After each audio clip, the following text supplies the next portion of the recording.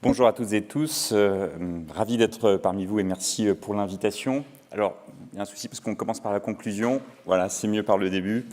Donc je vais vous parler des enjeux de l'intelligence artificielle. Alors on va commencer, même si Grégoire l'a très bien fait, par se mettre d'accord sur de quoi on parle dans l'intelligence artificielle. L'intelligence qu'on trouve dans l'intelligence artificielle, c'est celui qu'on trouve dans CIA, et vous n'aura pas échappé que ce n'est pas l'intelligence qui prédomine cette agence, c'est le renseignement, et donc c'est la donnée. Et donc le préambule à adresser l'ensemble des enjeux, c'est de considérer que l'IA, en fait, c'est l'enjeu des données de santé, enfin en tout cas en ce qui nous concerne.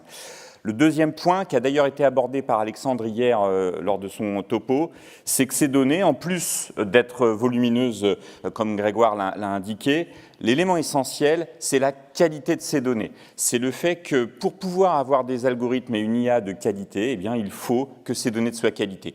Comment elles le sont et comment elles peuvent le demeurer dans les algorithmes? Eh bien, c'est parce que ces données, ce n'est pas uniquement des lettres, des chiffres, des images, c'est des éléments qui sont expertisés, analysés, contextualisés par des experts. Et ces experts métiers, c'est vous, c'est nous, c'est les professionnels de santé, les gouvernances, les techniciens, les ingénieurs, qui sont en capacité de faire exprimer aux données ce qu'elles signifient réellement.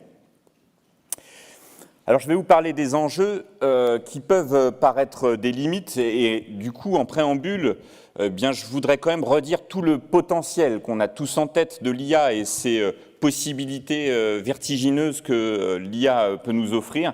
Et je voudrais que la lecture des enjeux qui sont cités après soit faite sous le prisme de cet énorme espoir que l'IA possède de transformer notre activité dans l'aide aux soins, diagnostic et prise en charge décisionnelle. Bien sûr, c'est des éléments que nous avons tous en tête. Dans le support de l'activité médicale, c'est sans doute là un élément qui sera le plus rapidement diffusé, en particulier sur toute l'automatisation des tâches administratives.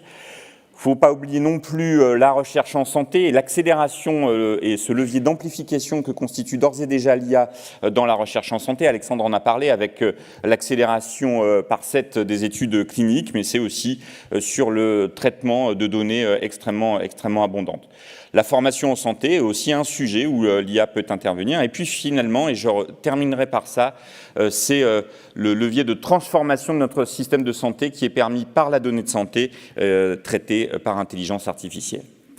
Donc, beaucoup d'enjeux, beaucoup d'espoir pour la santé de l'IA, mais aussi quelques éléments qu'il faut regarder d'un peu plus haut pour pouvoir utiliser cette technologie dans les meilleures conditions. 4 premiers enjeux qui sont des enjeux intrinsèques à l'intelligence artificielle et qui sont étroitement connectés les uns avec les autres. Et on va essayer de les parcourir chacun. Alors d'abord, les enjeux éthiques. On doit nécessairement, dans notre métier qui est étroitement lié avec un impact majeur sur l'humain, aborder ces enjeux éthiques. Alors pourquoi ? Alors d'abord, on pourrait parler beaucoup de l'ensemble des enjeux éthiques qui sont liés à l'IA et je vais choisir sciemment deux sujets éthiques qui nous touchent particulièrement. Le premier, il a trait au fait que l'IA, par rapport à toutes les disruptions technologiques qu'on a pu rencontrer en santé, a une particularité. C'est que cette technologie a le potentiel, le pouvoir d'influer directement sur nos processus décisionnels, de s'impliquer dans nos raisonnements. Et ça, auparavant, eh bien, on n'avait pas tout à fait le cas, et du coup, ça doit nous faire réfléchir à quelques éléments. Pour ce faire, vous connaissez tous le dilemme du tramway. Je vais le mettre un peu à jour avec ce sujet, et pardon pour ceux qui ont déjà entendu l'exemple, de l'entraînement des véhicules autonomes. On s'est posé la question de déterminer la façon dont les véhicules autonomes devaient réagir à des situations particulières. Et donc, finalement, de faire un apprentissage sur le processus décisionnel qui guide à l'autonomie de ce véhicule. Pour ce faire, on a proposé, sur une enquête internationale, 2 situations. Première situation, le véhicule autonome qui est occupé par 5 personnes dont 3 enfants, fonce vers un mur inéluctablement et si la rencontre se fait entre le véhicule et le mur, les occupants meurent. Pour ce faire, une deuxième option est possible. Le véhicule donne un coup de volant, les occupants sont saufs, mais les piétons qui traversent, 5 piétons, dont 3 personnes âgées, meurent. Alors, je ne vais pas vous demander ce que vous allez faire, rassurez-vous. Mais on a fait cette enquête au niveau international. Et là, surprise ou pas, eh bien, on a eu des réponses très différentes en fonction des parties du monde qu'on interrogeait. En Amérique du Nord, en Europe occidentale, eh bien, la réponse était la réponse B. On donne le coup de volant, on sauve les enfants, on tue les vieux. Alors ça, voilà, on peut l'interpréter comme on veut, ou en tout cas, on essaye de prendre cette décision.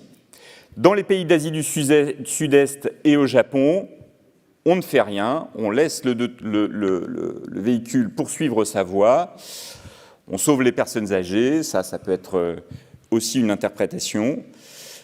Et donc ça doit nous porter à une conclusion qui est que, eh bien, en fait, ces processus décisionnels et donc l'entraînement de l'algorithme qui est fait, eh bien, il dépend des conditions sociétales et culturelles de l'endroit où on va l'entraîner. Alors vous me direz, on est sur les véhicules autonomes, on est un petit peu loin de la santé. Alors je prends un autre exemple qui est plus proche de notre activité. On entraîne un algorithme dans un pays où on ne rembourse pas les molécules onéreuses pour les patients de plus de 70 ans. Donc cet algorithme est entraîné avec ce paramètre. On rapporte cet algorithme dans un pays comme la France, où l'âge n'est pas nécessairement une limite à la prescription de molécules onéreuses. Eh bien, si je suis ce que cet algorithme me propose, jamais je ne proposerai une molécule onéreuse à un patient de plus de 70 ans, puisque l'algorithme me dit que ça n'est pas indiqué. Il n'a pas été entraîné avec ça. Et donc, on voit bien tout le biais décisionnel que peut entraîner un entraînement algorithmique, et on va voir juste après que c'est évidemment étroitement lié aux données avec lesquelles il est entraîné. Donc, impact décisionnel avec une influence culturelle et sociétale. Si je digresse un tout petit peu, il y a la question de la responsabilité derrière l'utilisation de l'IA qui influe sur nos process décisionnels. Si je m'appuie sur une décision qui est évoquée par l'IA, est-ce que je demeure responsable de cette décision? Est-ce que c'est l'établissement, l'hôpital qui m'a mis entre les mains cet outil d'IA? Est-ce que c'est l'éditeur, le développeur de cette IA qui l'a entraîné? Ou est-ce que c'est l'organisme de certification qui a certifié cette IA comme étant valide? Qui est responsable? Alors, le règlement européen sur l'intelligence artificielle nous dit, et je crois que c'est assez sage, qu'au final, c'est l'humain qui reste responsable de sa décision, c'est la garantie humaine, et je crois que ça, c'est quelque chose qu'il faut conserver en tête. Donc, premier point éthique sur les enjeux décisionnels. Deuxième point sur lequel je serai moins long, c'est sur la capacité discriminatoire de l'IA. J'en redirai un mot, puisque cette capacité, elle est très caricaturalement illustrée par le biais de sélection des données, mais c'est aussi un sujet d'accès à l'IA, d'accès à des algorithmes qui coûtent cher, et j'en dirai aussi un mot tout à l'heure, et dont l'accessibilité pourrait ne pas être ubiquitaire et traduire bien, une différence d'accès à cette technologie qui améliore la santé. Deuxième point, un enjeu de fiabilité. Sur cet enjeu de fiabilité, je passerai sous silence la fiabilité mathématique des algorithmes pour ne pas nous ensevelir sous la technique, et je parlerai de manière plus large de la fiabilité qui est liée aux données, et particulièrement aux données de santé. Et ces données de santé, eh bien, leur qualité et le choix des données qui sont faites pour entraîner nos algorithmes va être directement responsable de la fiabilité de ces algorithmes. Je prends un exemple, là encore, caricatural, qui a été produit il y a plusieurs années pour montrer finalement une certaine vigilance à avoir sur l'IA. C'est l'entraînement d'un algorithme à qui on demandait de définir si l'image qu'on lui donnait était un être humain ou pas. Pour ce faire, on l'a entraîné avec plein d'images, des paysages, des objets, des véhicules, des animaux et des êtres humains. Mais dans les êtres humains, on lui a donné que des images d'hommes blancs. On a entraîné cet algorithme avec une performance qui était extraordinaire. Il reconnaissait les images qu'on lui avait entraînées avec plus de 95% de précision. C'était vraiment excellent. Et quand on lui donnait une photo d'un paysage, il disait « c'est pas un être humain ». Une photo d'homme blanc, il disait dans plus de 95% ou presque 100% des cas, c'est un être humain. Mais quand on lui mettait une photo d'homme de couleur ou de femme, dans plus de 40 à 50% des cas, il se trompait. Et pour autant, sa fiabilité mathématique était excellente. Et donc on voit bien l'extrême vigilance qu'on doit avoir à l'utilisation des données et la représentativité des données. Et ça nous engage à ce que l'entraînement de ces données, la sélection de ces données soit faite par des experts, mais aussi que ces algorithmes soient représentatifs de la population sur laquelle ils sont utilisés. Et donc, ça nécessite quoi? Ça nécessite qu'on puisse avoir un accès à des données qui soient représentatives de l'ensemble de notre territoire. Et ça, c'est un des enjeux de notre mobilisation collective, notamment au travers du projet FEDATA, de permettre l'accessibilité aux données de manière simple, réactive, en tout cas plus simple et plus réactive qu'aujourd'hui, pour permettre de pouvoir, dans un premier temps, accéder aux données de l'ensemble de nos 32 CHU, et puis plus tard d'autres producteurs de données, pour pouvoir garantir que les algorithmes, entre autres, je ne parle que des algorithmes ici, que ces algorithmes soient entraînés sur une masse de données représentative de l'ensemble de notre population. Alors un enjeu qui est majeur, c'est l'enjeu d'aliénation. Puisque à utiliser une intelligence artificielle qui nous propose des solutions qui nous apparaissent comme étant extrêmement convaincantes, avec d'ailleurs une force de persuasion qui est souvent assez désarmante, eh bien, on pourrait se laisser aller par différents mécanismes psychologiques à ne plus exercer un esprit critique qui soit suffisamment acerbe pour pouvoir détecter les erreurs que font l'intelligence artificielle. Et au travers de cette perte de l'esprit critique, eh bien, on pourrait aboutir à une certaine perte d'expertise. Et ça, c'est une vraie problématique. La première, c'est, eh bien, quid si cet outil décisionnel n'est plus accessible? Une panne d'électricité, une cyberattaque, voire, et j'en reparlerai quand je parlerai de la souveraineté, un arrêt des services du logiciel ou de l'algorithme. Et ceci a une concrétisation qui est encore plus pertinente dans le cadre de la formation, qu'elle soit initiale ou continue. Si j'utilise l'IA pour accéder à la connaissance, voire pour exercer ma compétence, et il ne vous aura pas échappé que parfois, pendant nos visites dans les services, eh bien, la présentation des synthèses de patients est beaucoup plus performante par les externes qu'elle ne l'était auparavant. Bah oui, en fait, ils mettent toutes les données dans le ChatGPT qui fait effectivement une synthèse qui est très convaincante.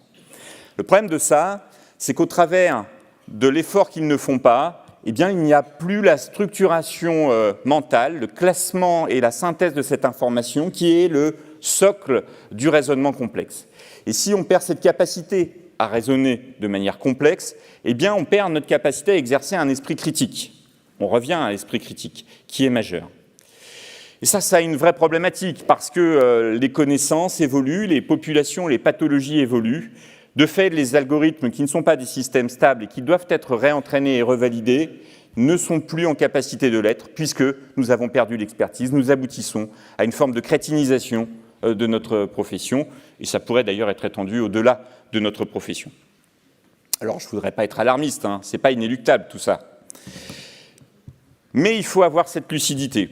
Et ça, cette lucidité, ça nous permet bien, de continuer d'évaluer et de garantir l'acquisition des connaissances et des compétences, d'inclure l'IA sans se dire non, on va l'interdire, ça va être mieux. Non, de l'inclure dans nos dispositifs de formation pour pouvoir justement exercer à l'entraînement de l'application de cet esprit critique, de renforcer la simulation, l'IA, notamment au travers des mécanismes de simulation qui incluent l'IA, et puis surtout, faire de la formation et de l'évaluation continue à la fois des algorithmes d'IA, mais aussi de nos compétences et de nos connaissances, pour garantir qu'on puisse être toujours, disposer toujours de la compétence permettant l'exercice de l'esprit critique. Ça, c'est l'importance de la formation. Alors, plus rapidement, 4 autres enjeux, parce que bien sûr, il n'y a pas que ces enjeux de fiabilité et d'éthique, il y a aussi des enjeux qui sont plus généraux sur l'IA et qu'on ne peut pas passer sous silence.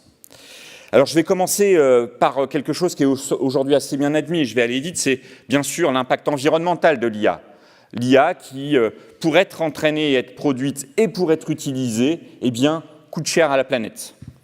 Pour faire ce topo, alors rassurez-vous, j'ai réutilisé quelques images, donc ce n'est pas un coup one-shot, mais pour faire ce topo, 10 km de véhicules thermiques, 10 litres d'eau, alors que probablement, j'aurais sans doute pu me passer de l'iconographie qui a coûté autant d'énergie. Et donc, une des réponses à cet impact environnemental, c'est dans la sobriété des usages. Dans un usage parcimonieux des données, on a besoin qu'elles soient massives, on a surtout besoin qu'elles soient de qualité, donc il faut bien les sélectionner. Et puis une sobriété dans les solutions de calcul. Deuxième enjeu majeur, c'est un enjeu de souveraineté. Pourquoi un enjeu de souveraineté ? Je vous ai dit, l'IA, c'est de la donnée. Et bien sûr, il faut que cette donnée soit représentative, donc il faut qu'elle soit représentative de notre population, et donc on ne peut pas se satisfaire d'un algorithme qui a été entraîné à l'autre bout du monde, parce que la population chinoise, japonaise, voire nord-américaine n'est pas tout à fait la même que nous. Et donc, pour garantir cette fiabilité de nos algorithmes, on a un enjeu de souveraineté. Mais ce n'est pas le seul. La souveraineté, c'est aussi d'être capable de maîtriser les trajectoires économiques de nos algorithmes.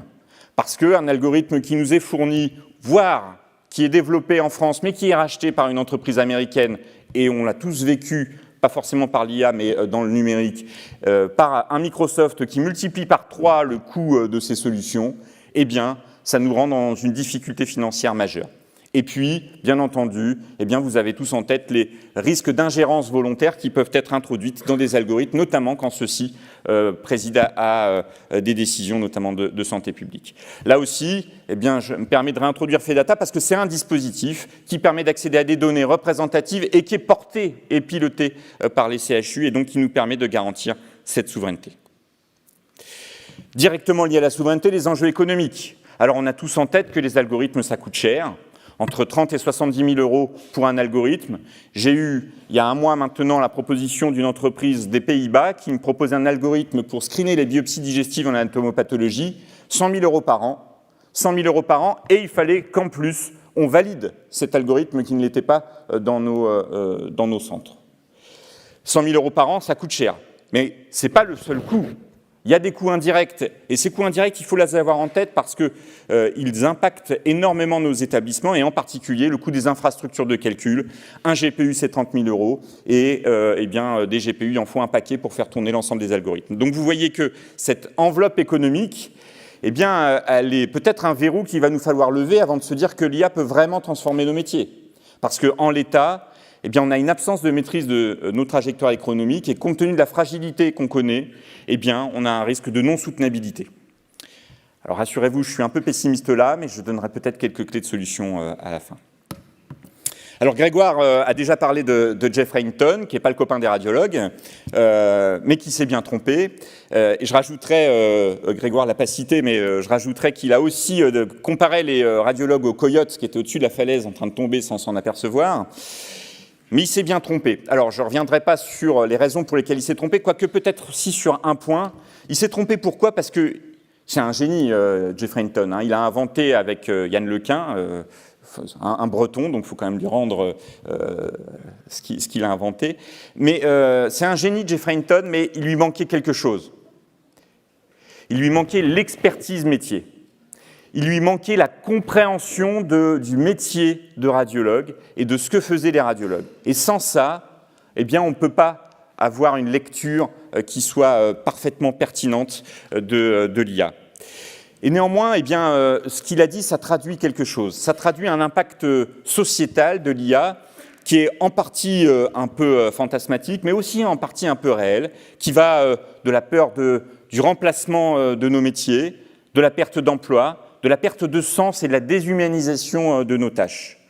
Et ça, cette peur, qu'elle soit réelle à court terme ou à long terme, elle a des conséquences qui sont de toute façon néfastes, qui vont de la non-acceptation des outils à un mésusage de ces outils, à un rejet technologique, voire à un agrandissement de cette fracture numérique qui peut nous empêcher d'accompagner ce changement qui est inéluctable et de faire en sorte que ce changement soit positif, y compris pour la société.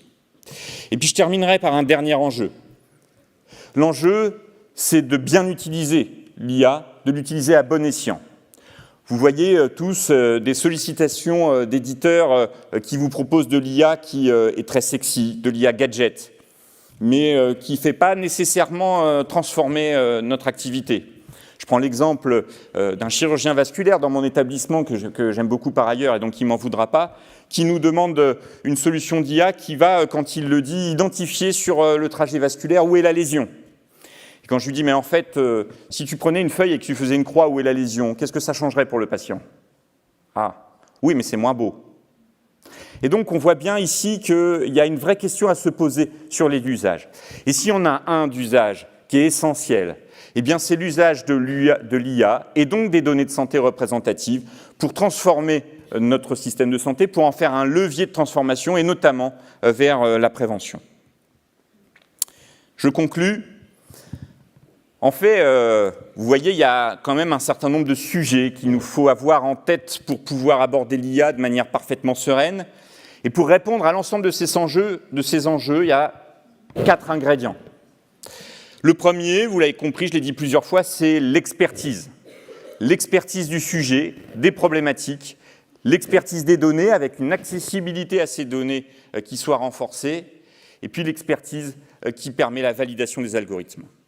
Cette expertise et cette utilisation de l'IA, elle n'est pertinente que sous l'égide d'une formation qui soit adaptée.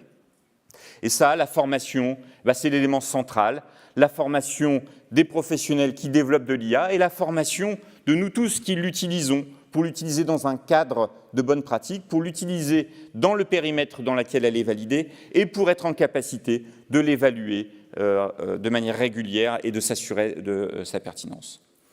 Et puis 2 autres ingrédients qui me semblent être une clé de solution à des enjeux qui paraissent difficiles, en particulier la souveraineté et l'enjeu économique. Premier point, c'est le collectif. Grégoire l'a dit, les données, elles ont du sens pour de l'IA quand elles sont massives, et j'ai exprimé le fait qu'il fallait qu'elles soient représentatives. Eh bien, ça, c'est le collectif qui nous permettra d'atteindre ce niveau de représentativité et de performance de l'IA, et aussi qui nous permettra de développer de manière collective des algorithmes qui nous serviront à tous. Et le point qui est très connexe, c'est la mutualisation. La mutualisation des algorithmes que nous pouvons développer, et un certain nombre d'établissements le font déjà, pour les mettre en commun numérique dont nous pourrons nous saisir pour pouvoir appliquer de l'intelligence artificielle validée, expérimentée dans nos établissements, donc dans des conditions de vie réelles, et qui pourra bénéficier au plus grand nombre. Eh bien tout ça, ce sera ce qui permettra d'avoir une IA de confiance, fiable, accessible, et qui soit un vrai levier de transformation. Merci de votre attention.